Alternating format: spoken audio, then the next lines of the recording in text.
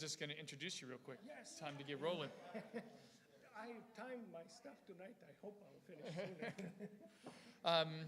So I just want to welcome you all back. This is the third session that we have, right? It's number 3 with Dr. Turk. And tonight we're going to be dealing with Buddhism, which I'm excited about. I'm going to be downstairs for a bit while because we're saying goodbye to one of our staff members tonight. So I'm going to be down there kind of going through that. But I hope that you guys have, I hope that it goes, yes, Amy? There's no family night next. Oh, yes. So here's the deal. There is no family night next week in terms of the dinner. This class does meet next week, though. So it will, so that you can come here. This will be open. You can come in. It's at 7. So if you want to come to the class at 7 o'clock. So there's no dinner, though, but you can come to class at 7. Is there an ice cream bar? If you're providing it, Mike, you can do it.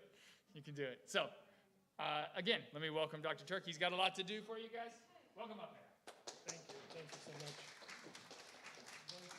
Good evening. Good evening. My mic on? Excellent. Well, There's more people coming. They're just eating ice cream downstairs. good. Hard to compete with ice cream.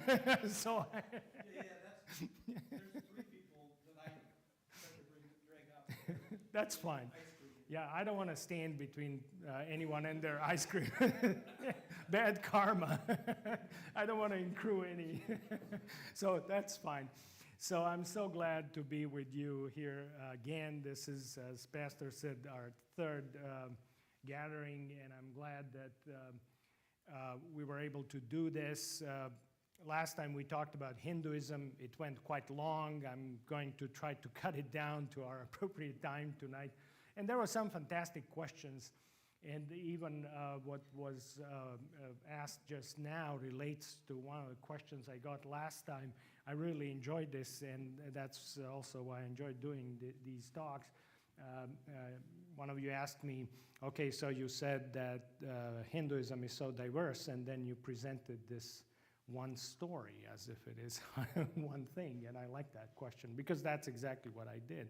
So I decided to, I cannot give as many lectures as it would be needed to cover everything, so I did harmonize things a bit, and that's what I'm going to do with Buddhism tonight. We are moving on. We are still in Asia, but we are moving on. And of course, Buddhism is one of those world religions, so it is one of the most numerous religious traditions in the world. And I'm going to talk about teachings, and one typical way that Buddhists themselves have in introducing Buddhist teachings is to kind of go through the story of the Buddha. Here, going back to Hinduism just for a second, you remember I said how Hinduism is, not only that it is very diverse, I also said last time that it is very hard. It is next to impossible to find its beginning because there is no beginning to Hinduism as such. We find several traditions kind of merging, departing, relating to one another over long periods of time. But Hinduism, if you remember, had no founder, no one figure, no central authority, no one figure that kind of stands in for all of Hinduism. So you remember when I said how even the name was coined relatively recently, especially, really almost yesterday, given how old that whole tradition is. I do have a handout for Buddhism too. Can you please send this around? Thank you so much. And then somebody asked me about my handout from my first talk. Did anyone miss that handout? I do have it. So this is from my first talk some time ago. Buddhism is coming around.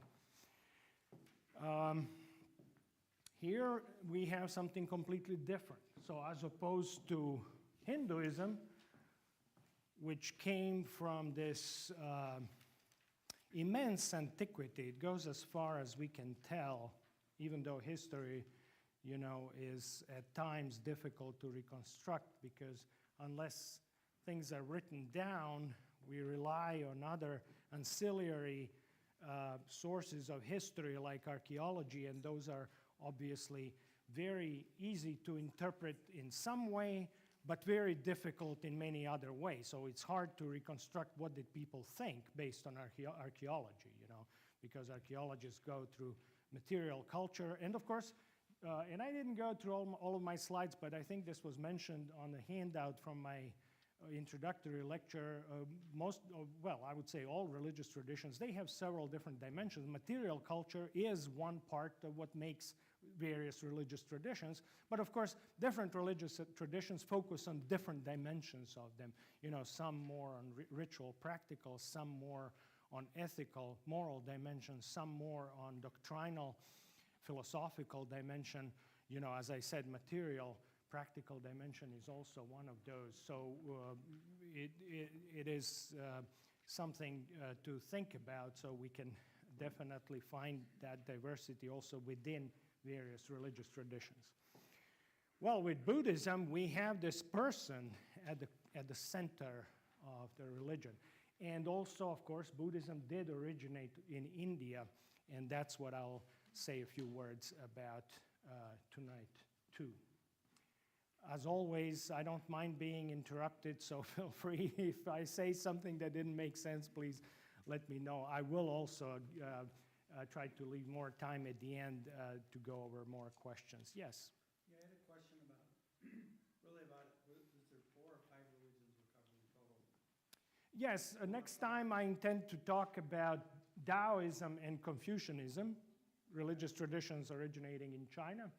And then my last talk is going to be on Shinto in Japan.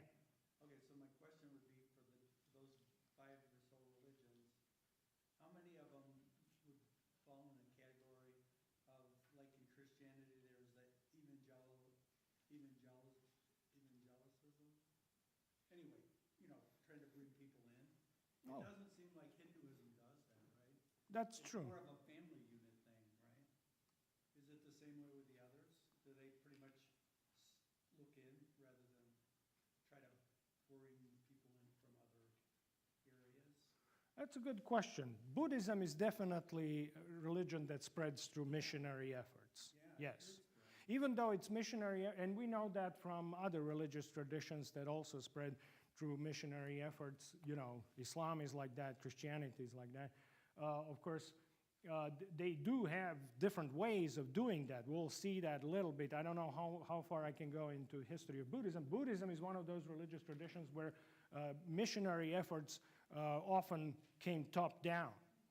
So kings famously would convert to Buddhism or be inspired, not necessarily convert. That's another thing. You remember I did say that about both in my introductory lecture and also last time on Hinduism.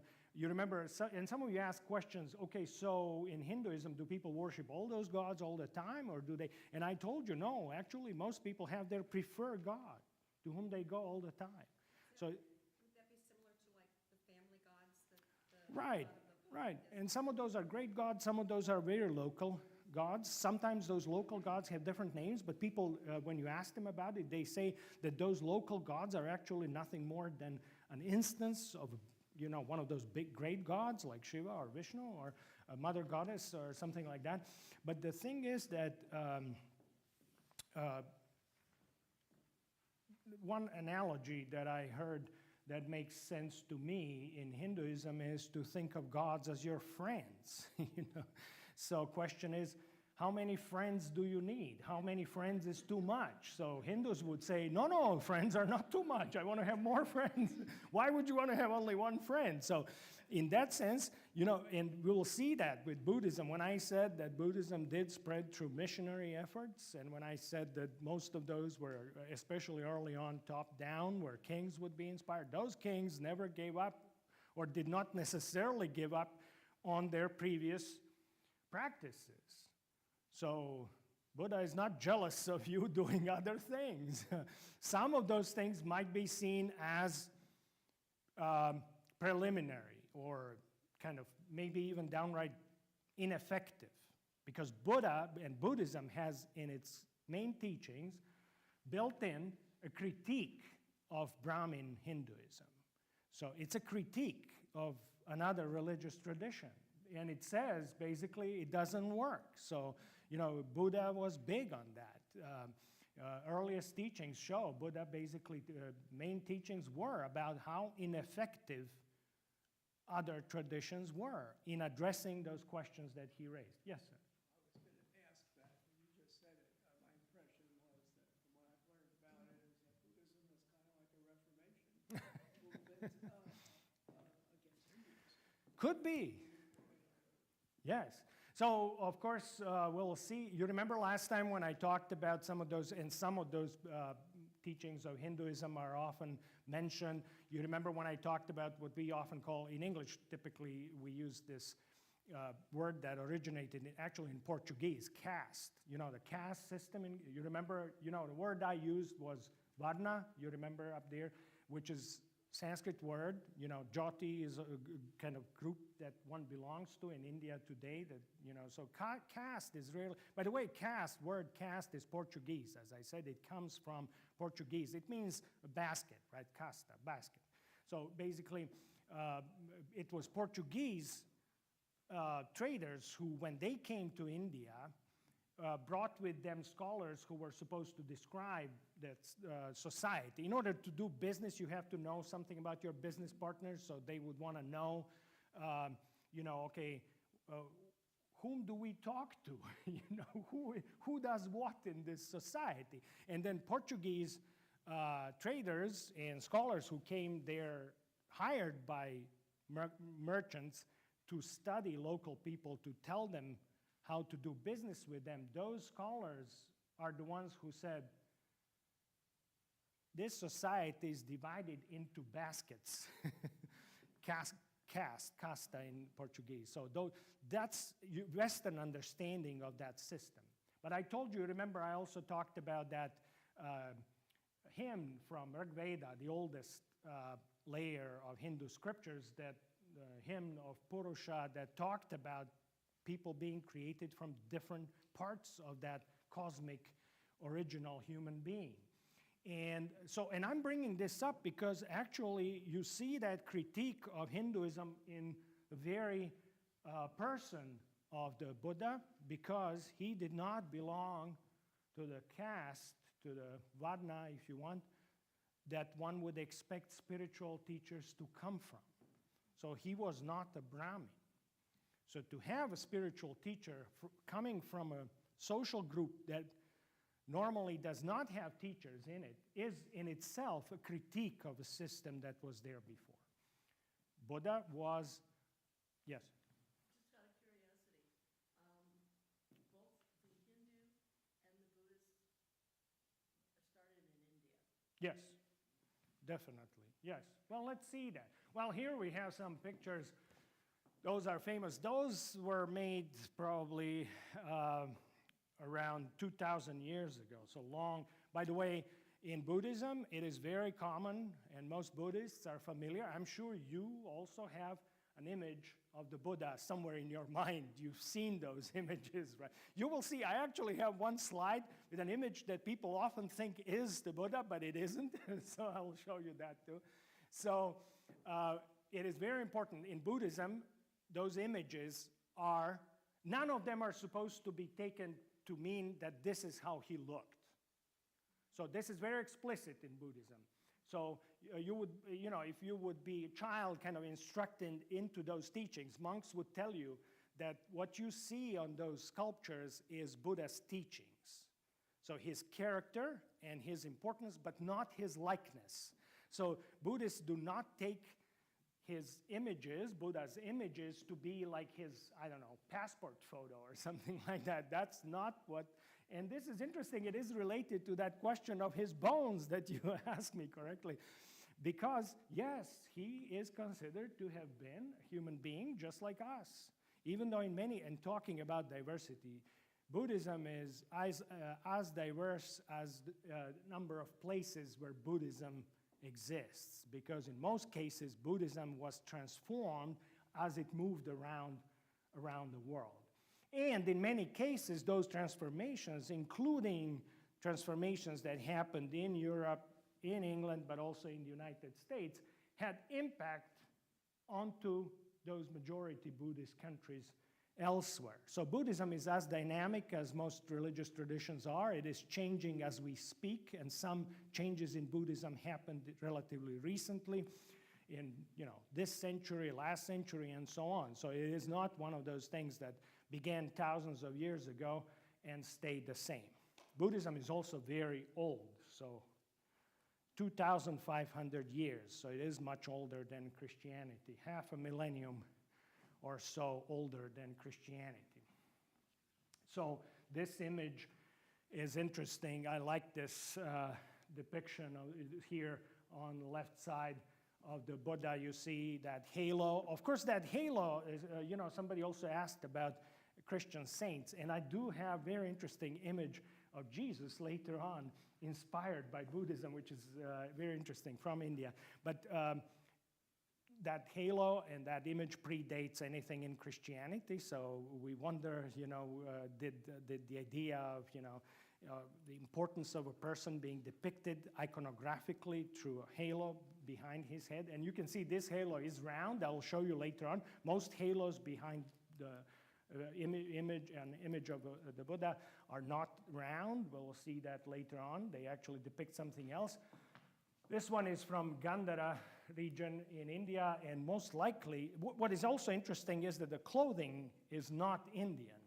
It actually, curiously, looks like Greek clothing, and so it seems as if images like this were also inspired by contacts. And you remember I mentioned those contacts last time when Alexander... I don't have any more. I gave you all of them, so maybe there are some still going around. Maybe you can find them. And of course, Buddha's hair is very unorthodox here in this image too. That bun on top of his head. His head is not shaved here, and it's also curly hair, kind of kinky hair, which is very interesting. Unusual. You cannot really find those examples. So he looked unlike most people of his day. And those are also a bit iconoclastic. They kind of do away with other depictions of both clothing and people. But like I said, most important thing about those images is that they are supposed to be about his teachings, something about him. And typically, if you ask Buddhist teachers, monks, how would they, what would they focus on when they talk about Buddha? They would say something like, compassion, nonviolence. Those would be central. Empathy, compassion. So this is what all images of the Buddha are supposed to depict. Sure, yeah, and we are in Asia. Both of those images are from there. So here you see that wheel. This is big pillar in front of one of the stupas. Stupas are Buddhist monuments. I will show you images of some. They look like big temples, but actually they're not temples. They're not buildings at all. They look like buildings on the outside, but they are actually not buildings at all. They are solid on the inside. They look like temples which are basically solid on the inside. There is no room inside, nowhere to go. You walk around it in a clockwise way. And so this pillar is in front of one of those stupas, and this image is most often related to Buddhism. Some form of a wheel, and we'll hear that in a moment. Why wheel? And this is very important because it is a big part of Buddhist teaching. Many of those wheels have 8 spokes. This one has many more. It doesn't matter necessarily how many spokes there are, but more spokes would make it more difficult. I'll explain what those wheels are later. That wheel is related to the concept that I talked about last time too, which is called dharma. Dharma is one of those, just like karma, you remember we talked about that, meaning action. Dharma means law, or it means basically order of the universe. It means how things really are. And in case of Buddhism, it means teaching. So Buddha's teachings are illustrated by the wheel of dharma. But was it Buddhist before God? Excuse me? Was it Buddhist considered like the first studying about Buddhism? Is there God and everything? I'm not sure I understand exactly your question, but in terms of is Buddha God? That is interesting question, yeah. The Asians I know, Uh, they believe in the Buddhist and Sure. In different traditions of Buddhism, Buddha is often venerated as if he is a god.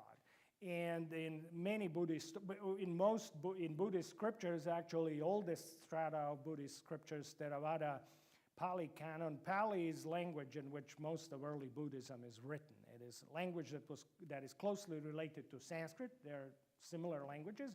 Pali at that time was new, kind of vernacular, kind of language people would speak around that time, as opposed to Sanskrit, which already at that time was ancient language reserved for religious matters.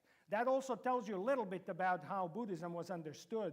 It was meant to be practical teaching for people of today, not like language of rituals, language of priests, language of high learning, but language of everyday people, kind of vernacular.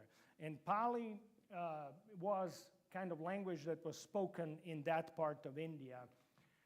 So most of Buddhism, most Buddhist sites, I don't know if you can see my pointer here, but here on the border between Nepal and India today.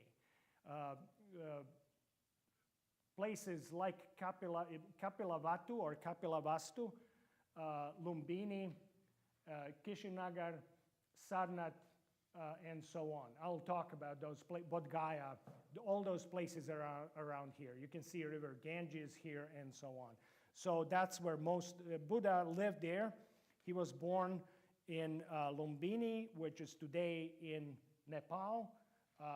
Actually, place of his birth was forgotten, talking about those bones. And it tells you a little bit about how Buddhists think about history. So in many cases, history wasn't seen as that important. They focused on Buddha's teachings, not on his person or history of it. This is interesting. So even a place where he was born was kind of forgotten. But maybe a few hundred years, maybe almost 500 years, 400 to 500 years after his birth, one of the kings who also took Buddha's teachings very seriously placed a pillar in a place where at that time they said this is where he was born, and that place was also forgotten, interestingly enough, and then found only in 20th century. So I'll go through that too in a moment.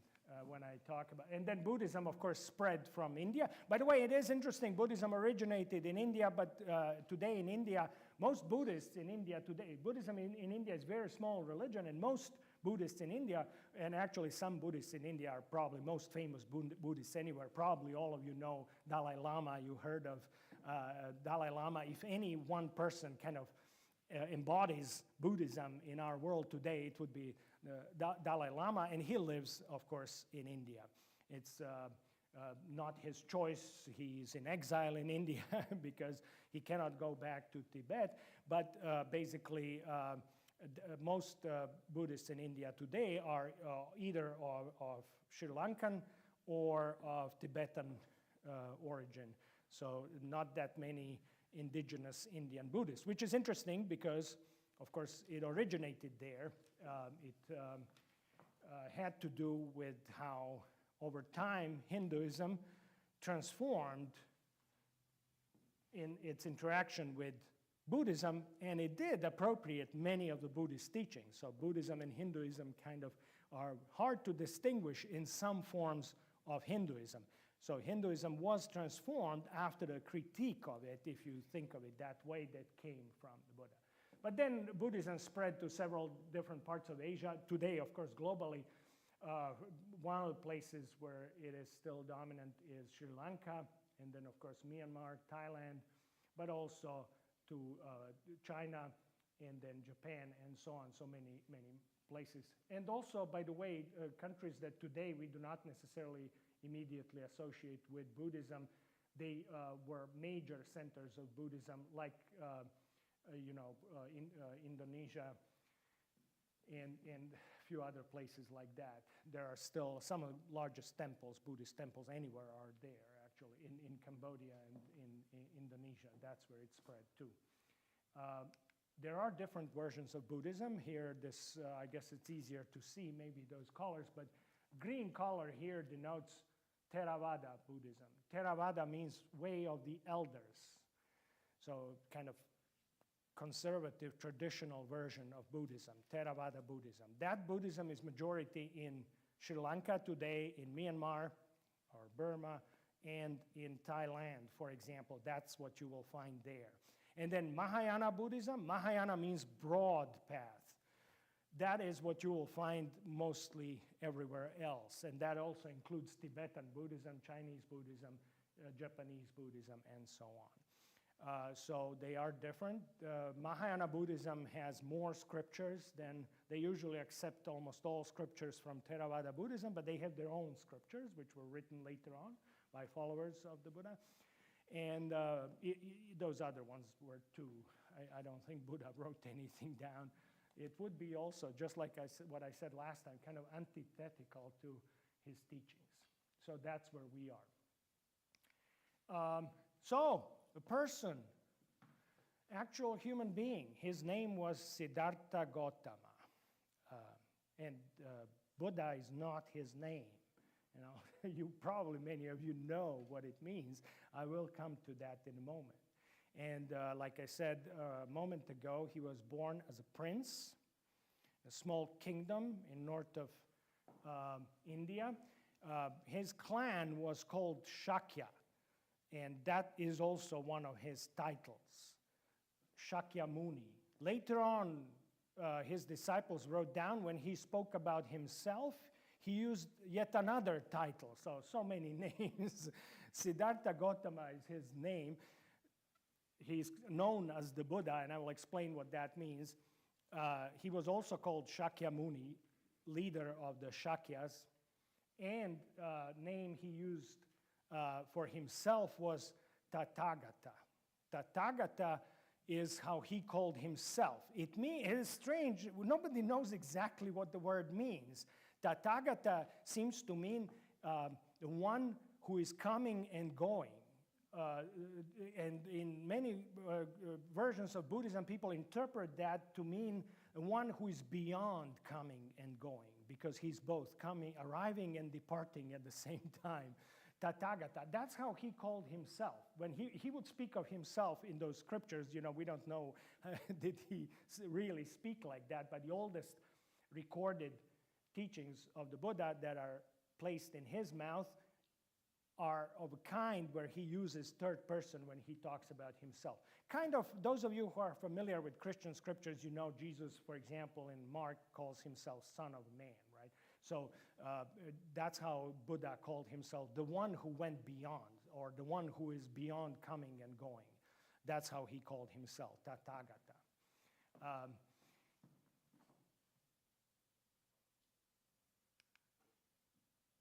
This image is of a dream that his mother had before he was born. So I'm going to tell you a story of the Buddha. This is how most instruction in Buddhism begins. I'm not instructing Buddhism, I'm not a Buddhist myself, but the point is that it helps you understand how is it that people think of the Buddha. And to step back, when you saw my name and my university, Elmhurst University, really famous alumnus person who went there was Reinhold Niebuhr. Did anyone ever hear of Reinhold Niebuhr? Probably most famous American theologian of 20th century, right? So he went to school there. We have a big statue. I'll tell you why am I bringing him.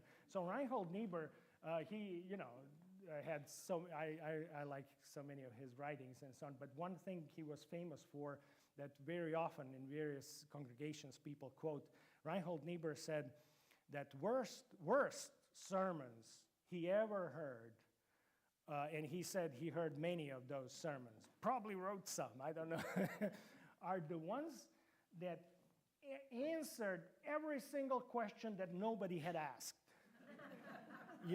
So when people explain things that nobody knows, why does this matter? Buddha would like that. He didn't want to do that. So he was someone who went after a particular set of problems. So just like with many other religious traditions, I don't want this to sound kind of like too simplistic, but this question, like for example, what is it that bothers you the most? What issue are you trying to solve? What is absolutely central for you to answer? Like those ultimate questions. If somebody would say, I'm fine, I don't need anything. Everything is as it's supposed to be. This kind of discrepancy between how the world is and how do we think the world ought to be. Does that make sense? If you think that things are exactly as you want them to be, you don't need this, right? You probably don't need anything else. So Buddha went after a particular set of questions. And though he thought these are universal, I don't know, you can tell me, are they universal or not? But the point is that none of those teachings are supposed to mean anything unless there is this issue that you want to answer. Again, think of it, this how the world is and how you think the world ought to be. Are things exactly as you want them to be? Is there any difference? If there is a difference, that's what he was about. And I'll tell you what did he say that difference is. How did he call that difference? It's very interesting. It's a very interesting way of understanding that difference. So, but, excuse me? I'm sorry, I couldn't. My husband believes in the Buddha. He thinks it would be stupid. That's interesting. Yeah, I want to hear more about that. We can talk about that later. So here's how that began. So his mother, she was a queen. Her name was Maya, Mahamaya, Great Queen Maya. And she had a dream in which a white elephant, in some stories it's adult elephant, in some stories it's baby elephant, appeared to her in a dream. White elephants are rare. They are considered to be exceptionally auspicious, signs of something very important. So white elephant appeared to her, and she danced, this is dream, of course. She danced, and by the way, those stories are meant to be didactic. They're instruction in Buddhism. They're not meant to be taken literally, so don't think of those stories as something that happened.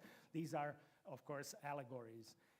So basically, the elephant danced with her, and the elephant eventually entered into her side, it says. And when she woke up, she told about that dream to her husband, to everyone else, and sages in their court, they said, we know what it means. The queen is pregnant, she's going to have a child. Not only that, the dream means that her child is going to be exceptional. Special child is going to be born. And that's what happened. Queen was pregnant. His father was, and this is another part of that allegory, his mother is portrayed as exceptionally kind person, someone like best person ever. You know how some stories, actually really lovable stories, often begin with heroes being somewhere down and then climbing slowly up? Pattern that many folk tales, fairy tales follow, Cinderella or something like. Cinderella starts so low, you cannot go lower than Cinderella, Buddha did not start like that. His mother was perfect. He had no problem with anything in life. His father was like that too, interestingly enough. So Buddha did not grow up. How many of us can say this? Like, okay, if that's great if anyone can, but most people usually look back at their lives and say, I wish it would be different. Here with Buddha, and this is what is meant to be, as I said a moment ago, didactic, kind of teach you something. How much more are those teachings important to you if you think that your life wasn't perfect, if they were actually necessary for a person whose life was perfect?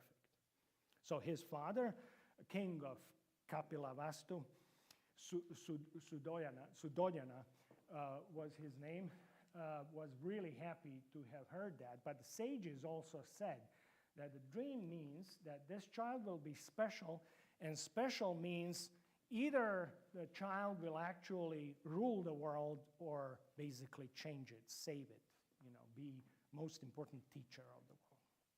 His father, when his father heard that, you can imagine, I have this with my undergraduate students all the time when parents tell them, you can be whatever you want. You can be a doctor, a lawyer, take your your pick, an engineer, So it doesn't matter. It's up to you. But make sure to pick one of those things that really matter. So when his father heard that his son is going to be either ruler of the world or great spiritual teacher, his father heard only that first part, obviously, wait with your, spiritual things. First do your, become a physician or lawyer. Yeah, interestingly enough, physician is very interesting because so much of Buddha's in early Buddhist scriptures, oldest strata of Buddhism, especially words ascribed to Buddha, they do sound at times like they were written by a physician. They're written in that exact way in which physicians put forward their diagnosis. So Buddha does that too. So first he diagnoses the thing, then he prescribes the treatment. It's very interesting. We don't know why, but so he might have been educated to maybe study their medicine. So his father, after hearing that his son might become a great teacher, and going back to my point that I made about Niebuhr, answering questions that nobody had asked. So his father's thinking was, okay, how do I prevent my son from becoming interested in spiritual things? I will make his life perfect. I will never allow for him to see anything undesirable. So you can see here, that's the teaching here. The point is that spiritual matters answer actual needs that we have. They are not about abstract, distant, hidden. Sometimes they might be about, but that's not what is central. What is central is answering actual burning questions that people have, something really important. And in case of Buddhism, it is answering questions that have to do with things that we find difficult in life. So his father, when he said, I don't want my son to become spiritual teacher, decided to do that. I have to make sure he never sees anything undesirable, because that's what will push him to become a spiritual person. It's very interesting, but does that make sense, what I'm saying? So this is, of course, those stories are fabulous. His palace was beautiful. His father brought in people from all around, entertainers, everything. He was very skilled in kinds of things that his father wanted him to be skilled. There are stories about him being great archer, really skilled in various games they played, sports they played. So he was both athletic, but also skilled in he was a prince, which back then meant he would have to have a military career, be in a position of having to defend his city. He was good at that too. So he's portrayed as someone who was really, not only that his father tried to make everything perfect, he was one of those people who was just good at anything he tried. There are stories of him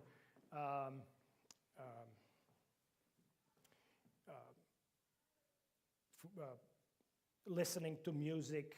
There are also stories of him basically learning things that were unexpected. There's one story when he was taken by his father to see a field being plowed. There's a ritual that is done every time before fields are plowed. And special offerings have to be given to the earth to begin a season of growing crops. And there's one story in which Siddhartha watched that being done. His father was there, priests were there, they did their chants, they poured their offerings to the ground, and then they start plowing. And those stories are interesting because plowing is described there as, of course, as it is, very difficult work. And Siddhartha still, this was first time that he saw anyone do hard work, saw a person plowing.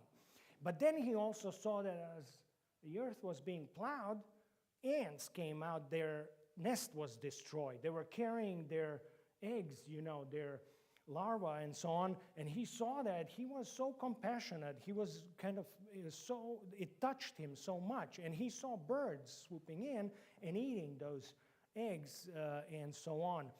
And of course, because his father told him that the reason why they are doing this, why this whole ritual had to be done, was for people to grow food. We cannot live unless we do this. Yes?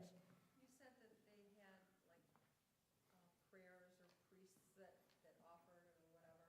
What religion did they practice? Well, I guess some form of Vedic Hinduism, right? So it would be Brahmin priests who would officiate, as they still do today, those services. So we need food, but in order for us to get food, that ant's nest must be destroyed. Because of that, birds got lucky and they could eat some of those eggs. And Buddha was really impressed with this. This stayed with him for a long time. You know, the idea that things are connected. We cannot have food unless we do something to the ground. If we do that, we are actually disturbing the ground. If we disturb the ground, other things happen. That really impressed him. This is one of the stories of him when he was, I think, 9 years old or so.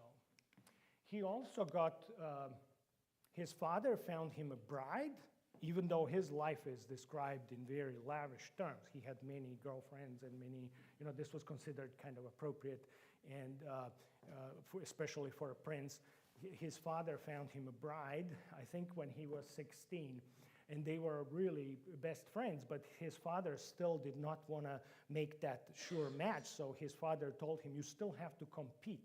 And they devised whole tournament, where the winner of that tournament will marry Yashoda, was her name.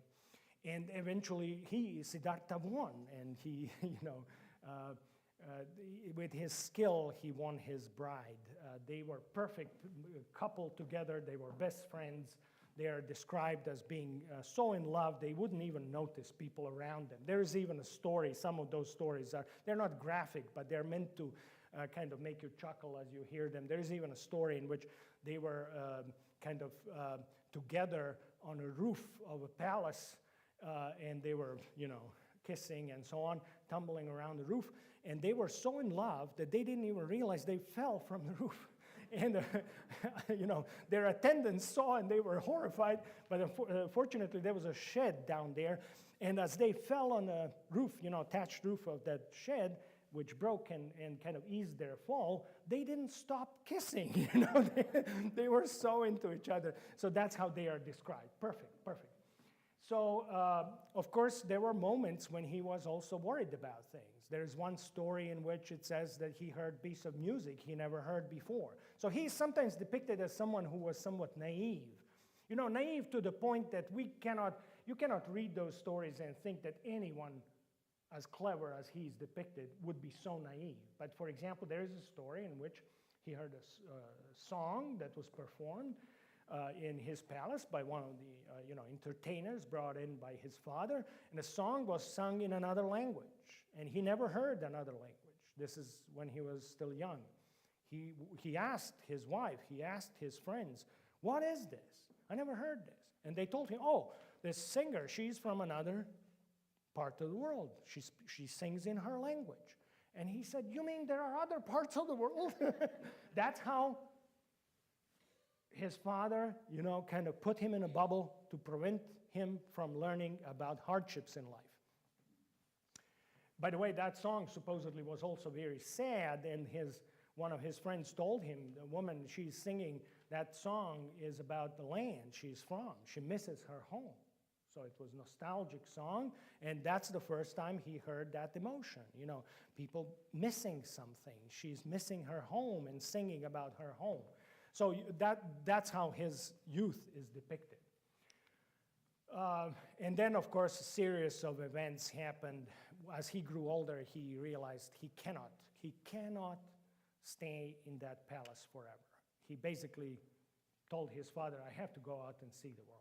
His father did not allow that, but eventually saw that there is no way around it. So when his father said, okay, you can go out, his father prearranged everything. Whole town had to be cleaned. He gave people money. He gave people flowers to throw in his son, as he was passing by, to make it so that even if you go out, things will still look as perfect as they are in your palace. But of course, just like any plan like that, it failed. And here you have this image. His friend, his best friend, who is often his conversation partner, is Channa, who was his charioteer. Charioteer, you remember I mentioned that when I talked about Bhagavad Gita, when Krishna drives Arjuna around. You remember from last week, basically, charioteer is, of course, also an allegory. So he had, his friend was also very much kind of, almost like street smart, you know. The kinds of things that his friend says are kinds of things that everyone else would know. Only Siddhartha was kind of naive enough not to know those things. And so his friend took him out. As you can see, big chariot here with Siddhartha on top. And as they were going around, everything looked perfect. But then with the corner of his eye, he caught a glimpse of things he never saw before. He saw a person who looked different. Their hair was white. They had wrinkles on their face. He didn't know what that is. He asked his friend, Channa, what's with this person? Why do they look there? And Channa looks and, oh, that person is old. That's what happens to everyone. Siddhartha looks at, everyone? Even me? My father? We're going to get old? So that, you know, is the level at which he was. He couldn't believe. Then, as they were moving on, he saw another person. So I guess this person is old here. This person was sick. You know, a person who had, you know, visible kind of illness and was moaning in pain. He couldn't believe what's going on. He asked Channa, same thing, what's with him? And Channa, his friend, tells him, if nobody ever gets old like that person you saw before without getting sick, everyone at least once gets sick. And he looks at him, same thing. You mean I can get sick? Yes, even you. Everyone will get sick. He couldn't believe. So you remember when I said those questions that, like Niebuhr's point, you know, these are his questions. These are his sights that he saw. After seeing them, he couldn't go back and live his life as he lived it before. And then, of course, last thing he saw, or next to penultimate thing he saw, but last of those insights into something new was when he saw a corpse, basically a deceased person, being carried to a bank of a river. I told you last time, that's how people are cremated. The most desirable places are next to a body of water, because the body is purified before being cremated, and then after cremation, the ashes are spread into a body of water. He saw that, and he saw that whole ritual being done, and he realized that's where one's life ends. He couldn't believe that everyone else just went on with their lives as if this whole thing, you know, getting old, getting sick, dying, it didn't even matter. He was in shock. He couldn't go on as he did before. So that's what transformed him. And then last thing he saw a person who seemed to have been indifferent to everything. He saw a person who was standing there begging for food, but didn't look like that person was concerned with everything that was going on. That person seemed equanimous and kind of relaxed and just watching everything, and also asking for alms, asking for food. And he asked Channa, what is this person doing? And then Channa told him, this person gave up on all worldly possessions. This person is sannyasin. He's a spiritual seeker, and he doesn't care about any possessions. He doesn't have worldly needs. And Buddha was impressed, or Siddhartha was impressed. He said, this person is onto something. He went back to his palace. Around that time, by the way, he was 29 at that time. That's what the tradition says. His wife was pregnant, and she just gave birth to their son. And he thought, now my son will have to also live and learn that he will get old, that I'm going to get old, that he will get sick, that I'm going to get sick, and that we all die. He thought, I cannot allow that. This is not the way to go. It bothered him too much.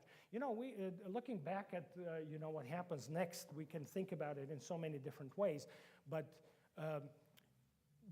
it is very peculiar expression of compassion towards both his mother or his wife, his son's mother, and his son. He thought that one simply cannot go through life not caring about what can I hope for? What difference does it make how I live my life? And that's what he tried to focus on. So here you have a scene, basically, this is, I don't know if you can see, there is a small child here. This is his wife, she's nursing and this is Buddha looking, kind of Siddhartha looking at them. And he decided to leave and find cure for those things that he thought must be cured. So he departed. That's in many stories the first time he went with Channa, he went out. In most stories, this is the first time that he actually confronted a demon who always followed him later on. This is central demon. By the way, main demon in Buddhism, his name is Mara. He's not like, if you think of, I don't know, Satan, something like that, he's not like that at all. He's like he's not like some sort of counterpart to God or anything like that. He's like some sort of inner voice that tells you you're not good enough for something, that tells you you cannot do that. You know, this is not what you should do. And that's what Mara told him. Mara told him, don't leave. If you stay here, I'll make you the greatest king who ever lived. You will have this easily. Don't go anywhere. And Buddha, that's the first time he resisted that voice and still left. So he left his palace. This is great going forward. That's the English, that would be English translation of the term that is used. And as part of that, he cut off his hair. This is, of course, his hair was a sign of his social status, so he was not supposed to do that. And of course, cutting one's hair was seen as, passing judgment against the world, against his social status. He got rid of his fancy clothing, which is also described in those stories as being very fancy, and he became student of wandering teachers who were all seeking answers to those same questions he had. He actually had several teachers early on. He was one of those students that every teacher would want to have because very quickly he would surpass his teachers. He was so good. So one of his teachers taught him meditation. You know, they asked him, why do you want to learn those things? When he explained what his issue is, they taught him those things. But as soon as he began learning about those things, and the first teacher he encountered was master of kind of meditation that can take you to another world, you know, that can make you experience new way of seeing the world, you know, becoming an animal, becoming a tree. He learned how to do all those things. But he realized, and this is typical of Buddhism, that at the end of every such kind of, we can call it trance state, kind of state, you know, not like your regular state of consciousness. After every such experience, you still come back, and those same problems you had before, they do not go away. That disappointed him. So even though those were difficult practices to learn, and he mastered them, they didn't solve his problem. So he moved to another teacher. By the way, both of those teachers asked him to stay. They said that they want him to succeed them, to become new master of that school. And he already picked up disciples who were following him. But he was totally dissatisfied because he thought none of those teachings answer my questions. Yes? Did you ever saw his son again? Yes, later on, yes. His son became a monk, yeah, and his wife too. Yeah, he came back home. Yeah, and I guess, by the way, I didn't mention his mother died also 7 days after he was born. He was actually raised by his aunt, and his aunt is also described as basically being a fantastic person and so on. So they were taken care of. They are not described as being in any kind of, peril by him leaving. But yeah, for us today, that would sound very strange. So he then decided that the only way to achieve, to find his answers is to actually follow the path of renunciation. Renunciation is very ancient practice. It exists all around the world, really. Definitely in India, in Hinduism, this was very common practice. Basically, in order to gain, in some cases, gods would give you special gifts if you can renounce certain things. I'm oversimplifying now. Don't take that to be, a full explanation. But renunciation typically has to do with the idea that if you need something, whatever you cannot be without has power over you. If you can give up something, it means it has no power over you.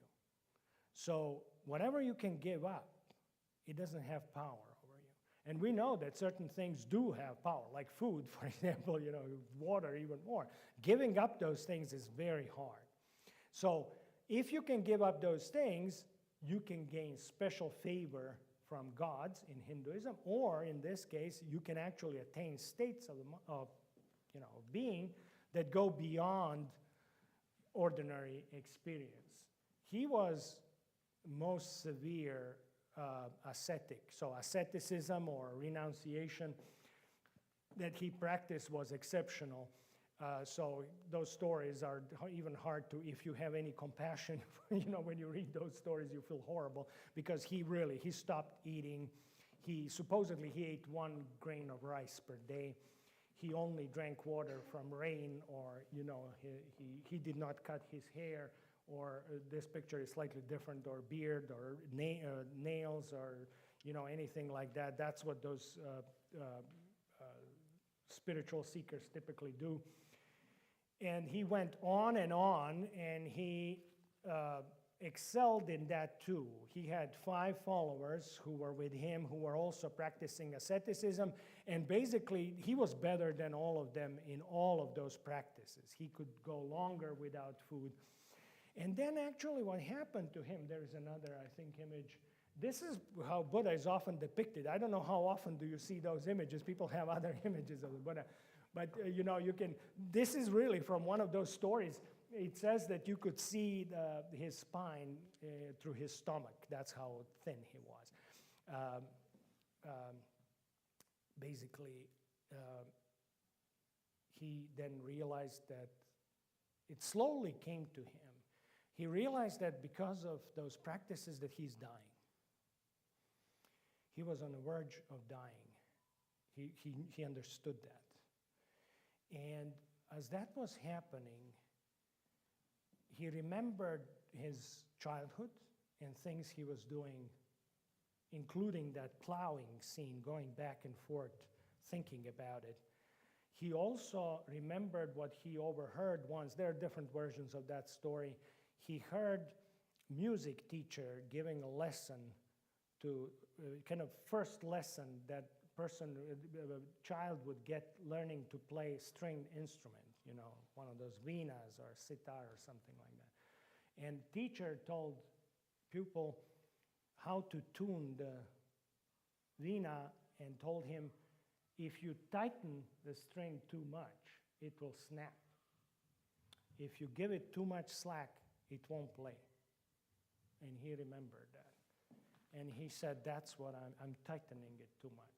I tightened it, I'm snapping right now, I'm dying. He realized that. As it happens in those moments, girl passed by, Sujata was her name, and she saw him and she felt compassion. She couldn't believe. She thought, this beggar here is dying, and she gave him food, and he ate. For the first time, real food in a long time. And his disciples, those 5 people who followed him, they saw him and they said, oh, horrible, he gave up. He gave up on those teachings. He's not as good as we thought he is. They abandoned him, they ran away. And he said he went to bathe in a river, he came back out, and he said, I will never do this again. I'm never going to starve myself to death. I'm never going to, and that's the core of what makes Buddhism this idea, if there is one central thing in Buddhism, it's the idea that it is the middle path. So you remember, as I just said, if you tighten it too much, it will snap. If you give it too much slack, it won't play. So that's what Buddhism, ended up being, the middle path, basically. Don't overdo anything. Always stay in the... Of course, it doesn't apply to everything. It's not like you can either lie or tell the truth and then, no, let's just be... No. It just applies to some things, especially to this idea of doing anything to yourself that would be harmful to you. There is no spiritual goal that can be attained through any kind of harm of that kind. This is very important for Buddhism. He realized that. And he changed his practice completely. He actually went back, that's how the story goes, to the way he thought about the world when he was a child, during that plowing scene. As a field was being plowed, he felt this, looking kind of at the plow going back and forth, he lost himself in that moment. He felt joy of doing nothing, just beholding the world. And that's what he was doing now. So here you have him meditating. There are so many depictions. By the way, different way of putting one's hands, especially if it is, there are special ways of holding one's hands. They have to do, depending on how does Buddha hold his hands in those images, it reveals something about what the image means. And some of those mudras mean, I'm teaching now. Some of them mean, I'm blessing you, or many different things like that. I invite you to discuss things. So these are different mudras, kind of hand gestures that are supposed to tell you a little bit about what the picture is. I'm again behind time. I cannot believe how. So what happened in that moment, his time of meditation was, he was getting better and better. He was, by the way, Buddhist meditation, and this is interesting because it is also visible in those images, does not include any kind of state of trance, any kind of state of being besides oneself. It is about being present right here, right now. You will see that in those images. Buddha actually does not have his eyes closed in those images. His eyes are always a little bit open. So he knows what is going on. But the idea was that his meditation enabled him to calm his mind, to think clearly. And clearer his thinking was, one image that people use often is like when you see one of those perfect, like maybe a mountain lake or something like that, very calm water surface. When lake is moving, when there's wind, it looks opaque. But as soon as it gets really calm, it looks like a mirror. That's what his mind was like.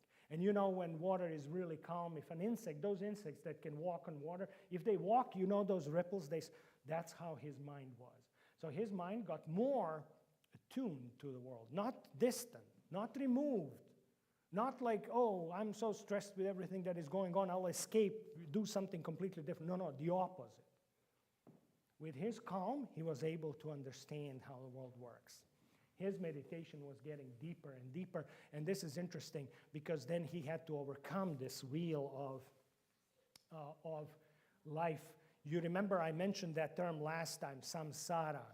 This, I guess, around the wheel is Mara, who is basically also God of our everyday understanding of this world. That's the demon that I mentioned earlier.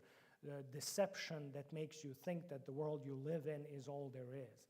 And he began to understand that more and more.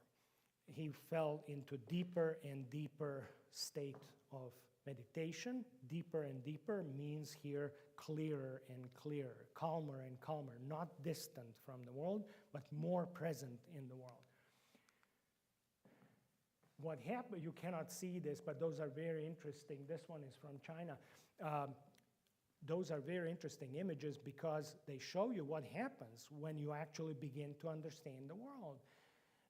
When he began to understand the world, things were not nice. He saw terrible things. They are often depicted as demons, basically, and those demons are embodiments of things like pride, things like greed, things like fear, and so on. Those are daughters of Mara, daughters of the demon that he often would talk about.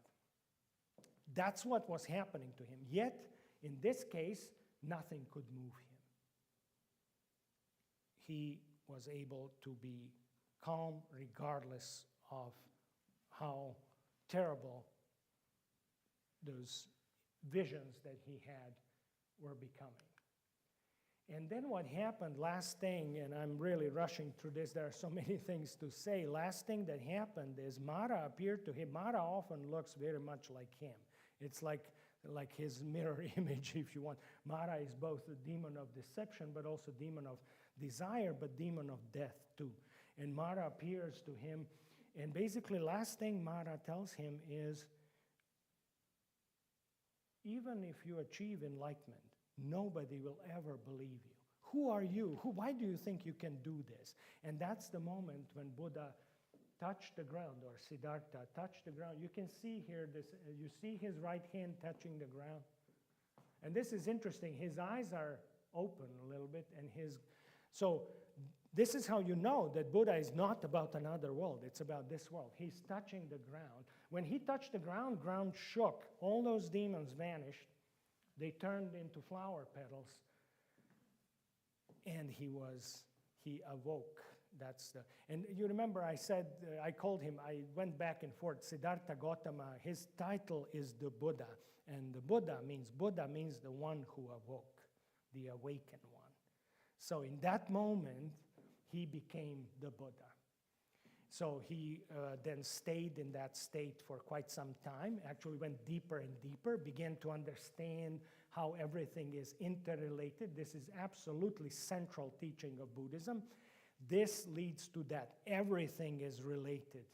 There is nothing that stands on its own. And he began to understand his life, actions in his life, and even his previous lives. And then supposedly in those stories, he went so deep into that state that he began to understand everyone else's lives, and then even everyone else's past lives, and so on. He remembered all of those things. When he came from, and this is big part, out of his compassion, he could not keep that for himself. Supposedly, in one of those stories, even God Brahma is the one who has four faces, basically, faces every side of the world, came to beg Buddha to stay and give his teaching to the people. Buddha eventually agreed and did that. There were people who came to him and saw him as someone special. Supposedly, people could see on him that he seems to be in a state that is better than anyone else. So one such seeker came to him and asked him, who is your teacher? Who taught you all those things? And Buddha said, no one. I found it for myself. And that person told him, okay, and left. Didn't want to learn from him. If your teacher is not important, I don't want to learn anything, because, this is like if somebody would say, is your diploma from Harvard, Yale, or whatever? If it isn't, you don't know anything. So he did not have authority at all. And then, of course, those disciples who ran away from him when he began eating, when he changed from asceticism to meditation, they came back. And he told them, I found the solution. And they didn't believe at first, but then eventually they gave him a chance, and he taught them what he learned, and they stayed with him. So those same 5 people are his first disciples. Here you have, this is actually God Brahma. This is one of those illustrations of kings, all kinds of, these are his disciples. They all came to learn from him. He gave his first sermon very close to, in Sarnath, very close to Varanasi. I mentioned and showed you some picture of Varanasi last time.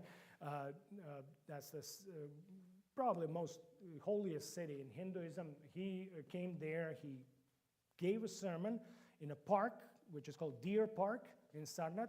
And deer are still there, and the park is still there. It's interesting, you can see those things. And from there on, he organized his disciples and taught them everything he learned.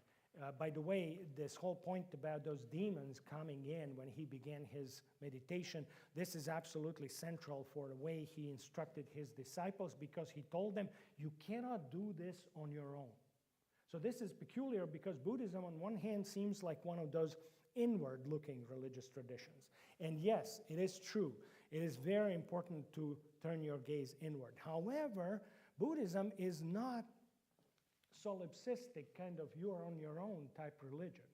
It is actually very much about being together with other people. So people, when they give their vows, one of the main vows, when you seek refuge in the teaching of the Buddha, that's how it goes, I seek my refuge in Dharma, in the teaching of in Buddha, in Dharma. So I seek my refuge in Buddha, I seek my refuge in Dharma, and I seek my refuge in Sangha. Sangha is community of monks, basically Buddhist community. And that's what he instructed his disciples. He lived a long life. He's interesting, he complained about his health quite a bit. Nothing else. He seemed to have been like a perfect person. Nothing could move him, but he did complain. I'm saying this because I actually have back pain at the moment. And it's funny because I was thinking about that driving in, because Buddha, one ailment he complained all the time was his back.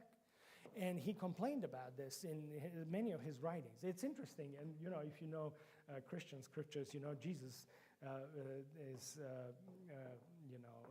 remembered saying things like, complaining. Even birds have, things, and Son of Man has nowhere to place his head. So that kind of lament. In Buddhism, he never complained about anything in life. He had this perfect teaching, solution to all problems that he ever encountered. But at the same time, he's also portrayed as someone who was just like us, exactly like us in many ways. So what happened is he lived about, so his enlightenment came 6 years after he left, and he left when he was 29. So he was 35 at the time of his enlightenment, and he was somewhere in his 80s when at one point, and the story is very moving, he came to a village, and food was offered to him out of respect, and the food that he was given was bad, spoiled. And he knew that it was spoiled. He didn't want to insult the person who offered him food. He accepted and he ate that food, and he got sick and he was dying.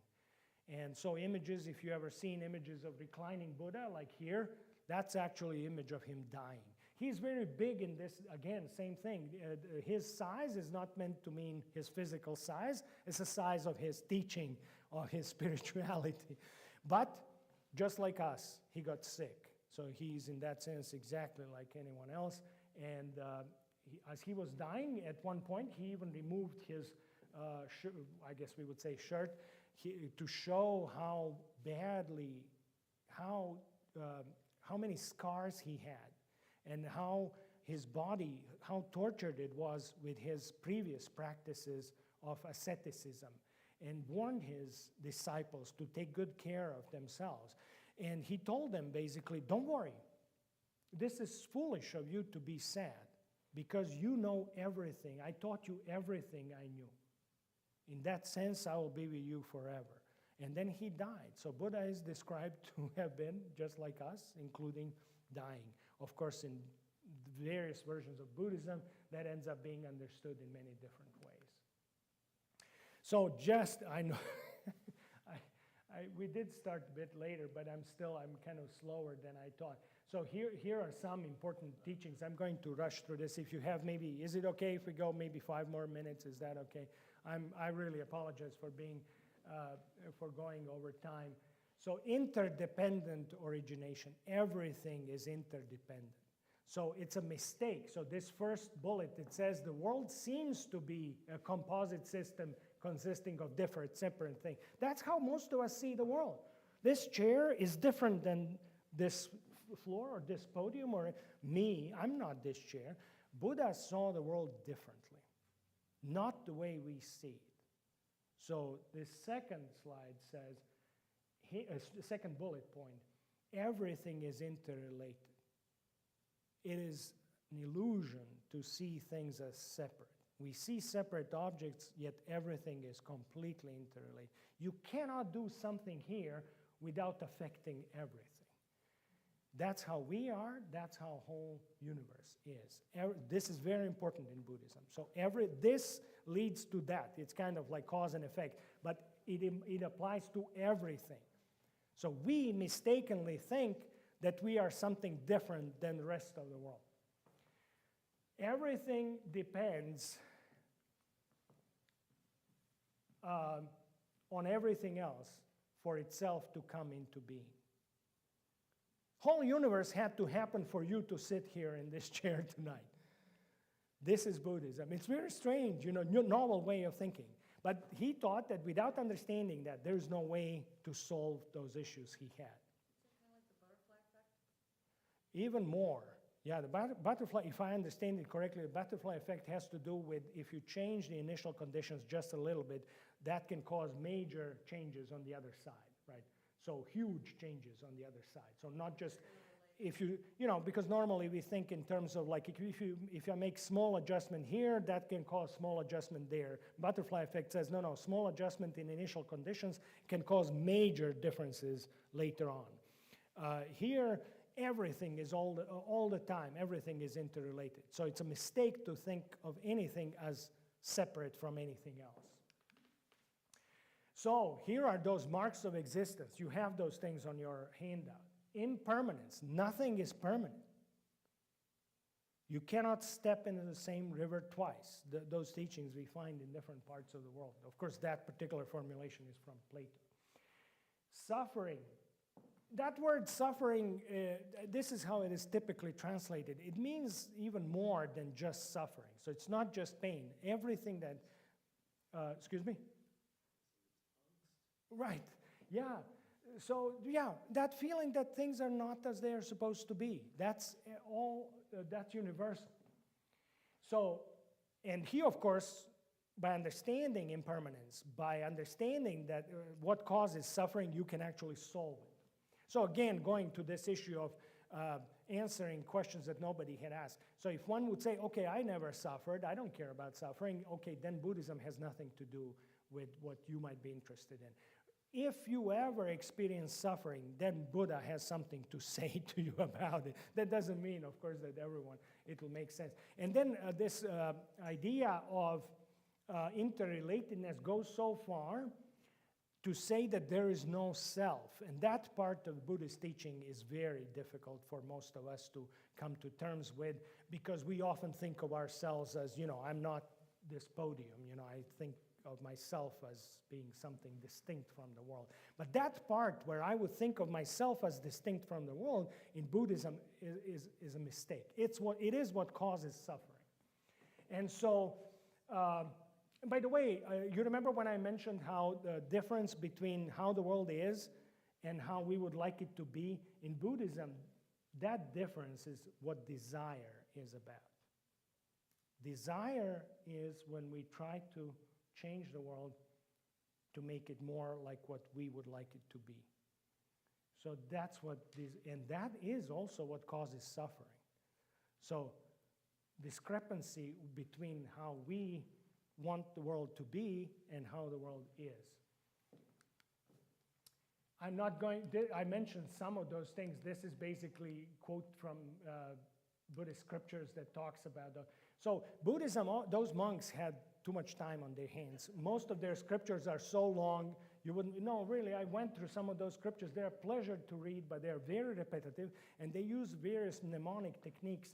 So almost everything in Buddhism comes with numbers. And there is one collection, big collection of Buddhist scriptures, which is called numbered dialogues. And so this is because most of it one would have to remember and be able to recall. So mnemonic techniques that they used are typically by numbering things. So everything has a number. So there are 4 noble truths. So it's easy to remember 4 truths. So suffering is inherent in life. The cause of suffering is desire. There is a way to put an end to desire and suffering, and that way is the 8-fold noble path. Again, 8, just so that we can remember. Those are, I'm not going to go through all of this. Right view, right? All of them have to be correct. Intention, speech, action, livelihood, effort, mindfulness, and concentration. Without all 8, and here is, and I'm skipping over this, but you remember this idea of a wheel? Buddhist wheel often has 8 spokes. Why is this important? You know what happens with a wheel if you would have 8-spoked wheel and one of the spokes is off? you know that it wobbles. It's not a good wheel, right? That's exactly right. So the only wheel that will be really good is the one where all spokes are exactly what they're supposed to be. So in Buddhism, there's a minimum of 8 things that you have to get right. So you cannot speak correctly, but have wrong intention. That doesn't help.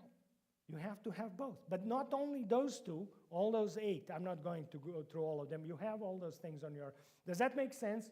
So whole wheel would wobble. Everything would be out of balance because one of those spokes wasn't correct. All of them have to be exactly right for it to enable you to get where you're supposed to go.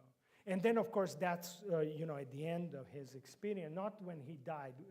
At the moment of his enlightenment, he entered into that, I almost said entered into that state. The thing is that there are no Buddhist scriptures where nirvana is explained. Nibbana is Pali, nirvana is Sanskrit. Nibbana or nirvana is never explained. It is definitely talked about as something that one must experience. So it cannot be talked about. It is a state beyond suffering. It's when all those problems are solved. But it is not talked about in positive terms. So if any disciple comes in and says, is it this or that? The answer is no. It's not this, not that. The word itself means, as it says here, extinguishing or blowing out, like when we blow out a candle, and that is what is used. Or blowing out in the sense of exhaling, kind of relaxing and exhaling. Basically, solution to suffering. But that's the word. But what is that? What exactly is nirvana is something that must be experienced.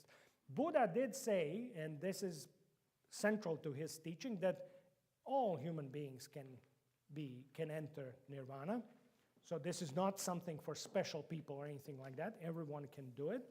And so everyone can achieve that state. Just a few more pictures and then I'll be done. Sorry to keep you still here. I don't know if you can see this. This is a gorge. There's a river down there. River is very small now because it's a dry season. This is Ajanta. So Ajanta is in kind of center of India. If you imagine Indian subcontinent right in the center there. It's one of those Buddhist places of learning. It's very interesting because those monks, they ran away from the world to do their meditation in peace. As soon as they did that, the world followed them. People tried to learn from them. So in this place, they built this hidden realm. This is when you come closer, you see. These are called caves. They're not caves, actually. This was solid rock. They dug those dwellings out of a solid rock. These are carved spaces where they live. They include temples, they include communal dining halls, meditation halls, cells where monks slept, where people came to visit them. Here's the entrance. I think this is cave number 19. You see, those are lavishly appointed kings, paid artisans to make this. This is the inside of one of those. This is the inside of cave number 1 in Ajanta. Here I have several images related to this. You have image of the Buddha teaching. By the way, this is 1st century BCE. Somewhere between 1st century BCE and about 5th century CE is where all those caves that I showed you were built. Well, this is interesting because Buddha is kind of in his alcove all the way in the back, and he has the mudra that is denoting teaching. That's the one I showed before, like this. He's holding his hands like this, which means he's teaching. So in this hall, most likely instruction was done. That's where monks would learn lessons.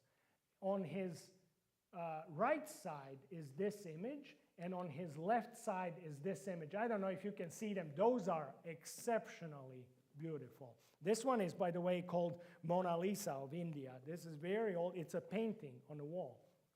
This one is called Padmapani or Avalokiteshvara. So this is Buddha of compassion. These are other Buddhas, basically. These are kind of other beings who attained nirvana. This one is about compassion and about peace and calm. And the other one, this one is called Padmapani, is on Buddha's right side, so left side. This is Vajrapani. Vajra means lightning. They represent two different kinds of insight when we study something. So Vajrapani is kind of insight that you get when you feel like you were struck with lightning of insight, basically. And this one has darker face, and he looks very intense, right? So those images denote, they depict those. Here you see all three of them. And of course, the kind of middle is that eternal, perfect, calm image in the middle.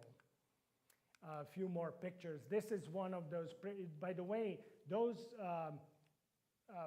central stupa where you see the image of the Buddha is where you walk around in a clockwise fashion when you get in. That's how typically you pay homage to the Buddha. And this is, of course, reclining Buddha. This is a moment when he died, just like on that picture that I showed you earlier, another study hall. These are pictures of princes who became his followers. Here is the stupa, that monument that is on the exact place where he gave his first sermon. That's what I mentioned. This is in Deer Park in Sarnath, close to Varanasi in India. That's how it looks today. It has 8 openings, basically, on which most likely in the past images of the Buddha were, but they are all lost. This same complex, very close to the previous picture, was where this was found. This is a pillar built by King Ashoka. King Ashoka was very first Indian king who became Buddha. And somebody asked about King Ashoka, among other things, ordered hospitals to be built. And these are considered to be very first hospitals anywhere in the world.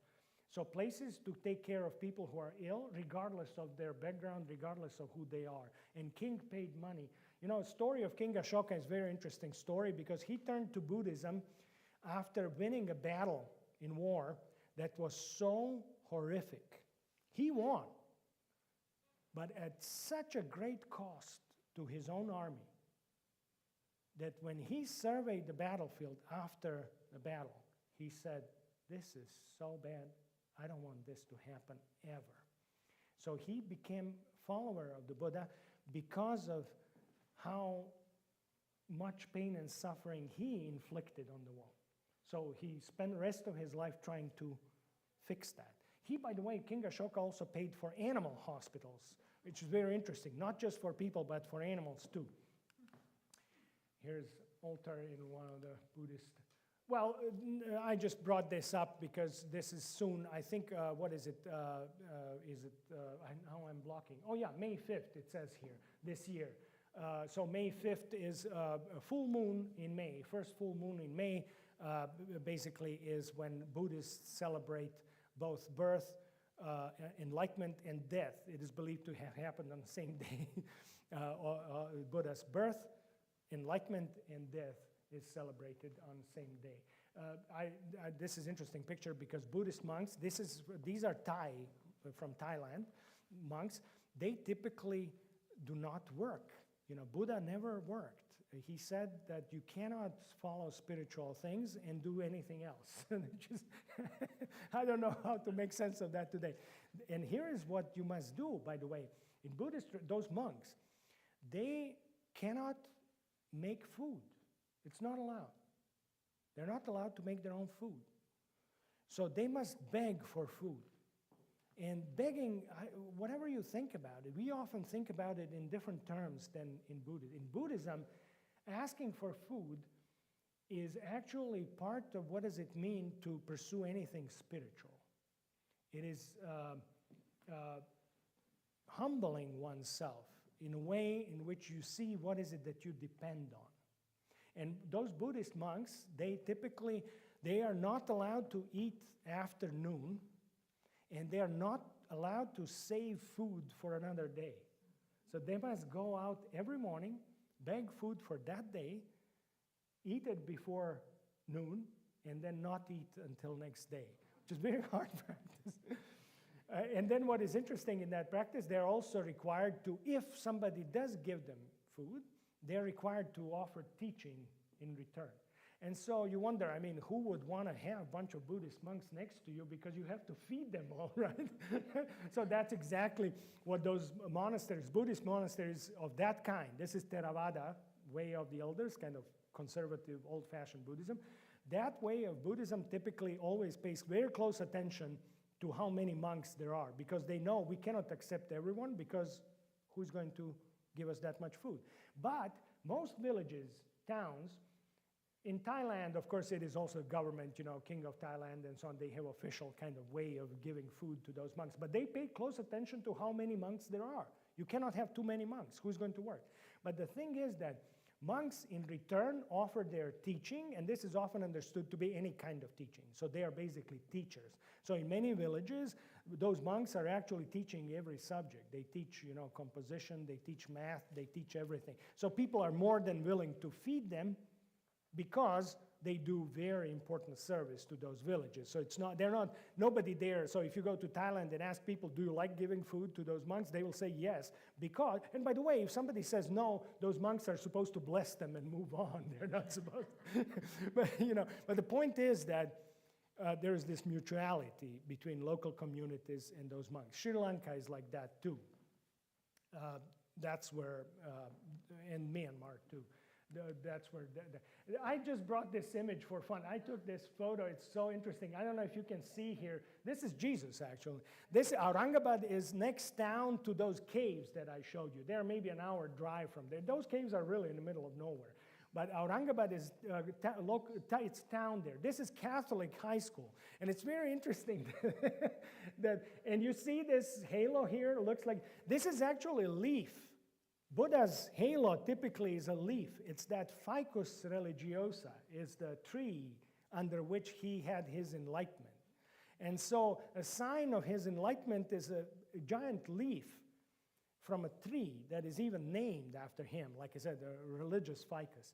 So it's a type of fig tree, basically, that he had his enlightenment under. And in this case, this town, the Catholics there decided to depict Jesus. I don't know if you can see, this base is also lotus. So he's seated on lotus, he's blessing, so it looks exactly like what you would expect in Buddhism. Of course, this is Christian kind of interpretation.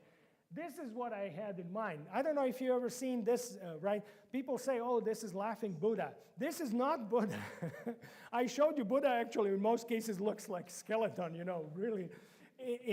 Buddha after enlightenment usually looks kind of calm, but he's neither, you know, he's always, you remember that, middle way, right? This is actually another monk, 10th century monk from China. You know, Buddha is typically his name, but that's not the Buddha, okay? So next time you see, so if you learned anything tonight, you're not going to confuse them. So there is no, whatever, people use that word, I don't want to, you know, however you want to describe him, but basically this is not the Buddha, just so that you know. So I went horribly over time, but that's it for tonight. Any questions? Thank you so much for your patience. I really appreciate it. Thank you. So next time we are going to move on to China. So we're going to talk about Taoism and Confucianism. So we're going to see